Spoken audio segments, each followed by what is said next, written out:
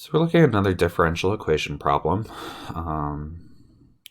So let's go ahead and read through it. The function f is differentiable for all real numbers. The point 3/1/4 is on the graph of y equals f of x, and the slope at each point x equals y is given by dy dx equals this. Right there, we've got a differential equation chilling in the corner, right?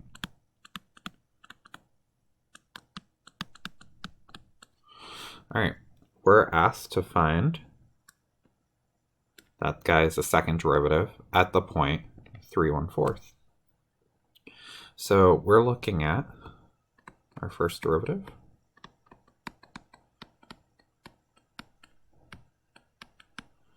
And we're like, there's two things going on here, right?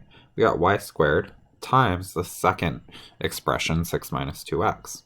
So we're going to have to use the product rule. That's f prime times g plus f g prime.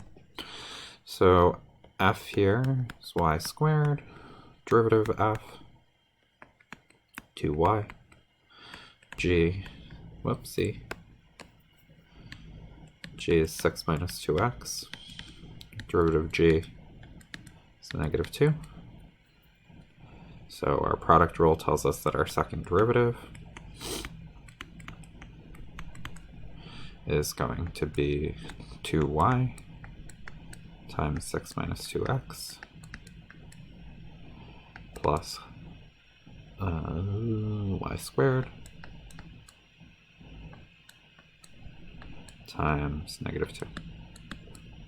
So we've got 12y minus, 4xy minus 2y squared. So we've got our second derivative just chilling here now. And we're asked to find it at the point 3/1/4. So we are going to go ahead and substitute in those values.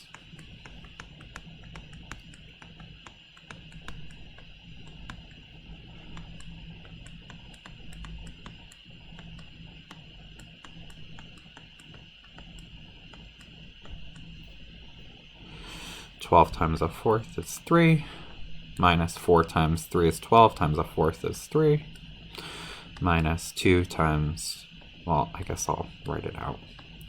Won't kill me. A 16th. So that's going to be negative 2/16 or negative 1/8.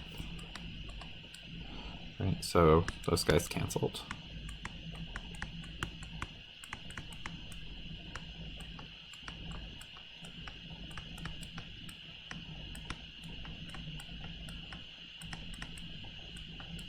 So our second derivative at that point, 3/1/4,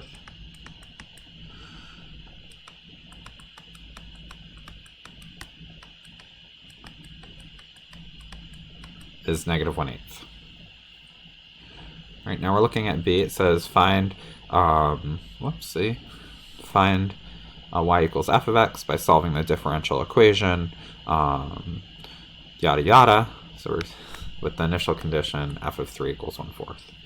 So differential equation, when we're going to solve that, we have to start by separating our variables. And it would appear that I'm going off screen. Alright, so we multiply both sides by dx. And then we've still got that pesky y squared hanging out on the right hand side of our equation. So we need to get rid of that guy.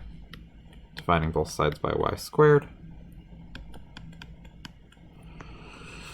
We've got 1 over y squared dy equals 6 minus 2x dx.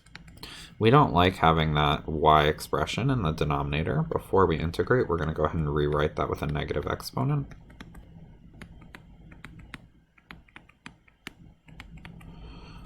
We integrate both sides once we've got that.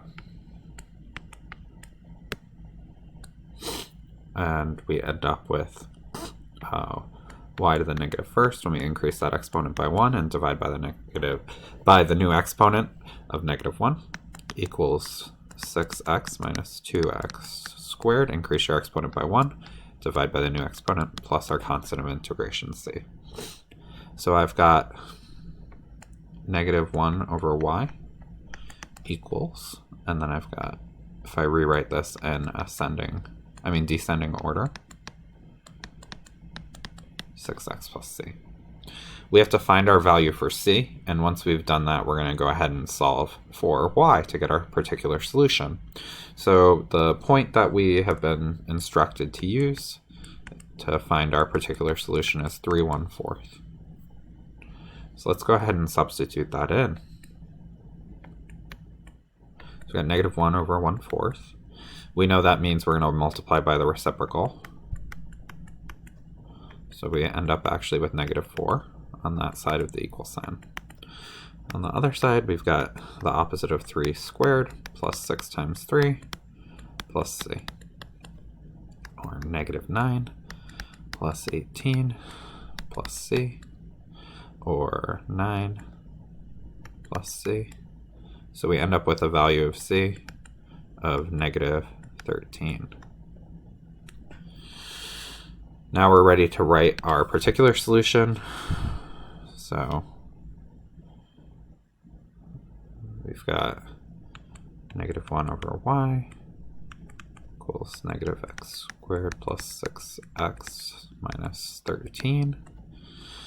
We want to solve for y, so we're going to multiply through by y.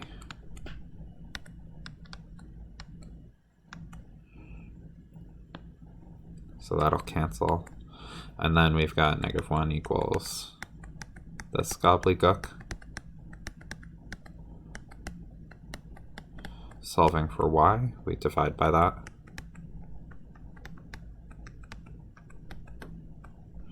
So we got the opposite of 1 over negative x squared plus 6x minus 13 equals y.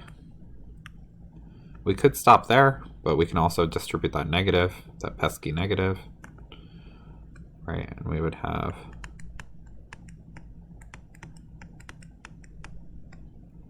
right, so either of these are acceptable as your answer for y. Whoop, whoop. They're equivalent. That's all for this problem, folks.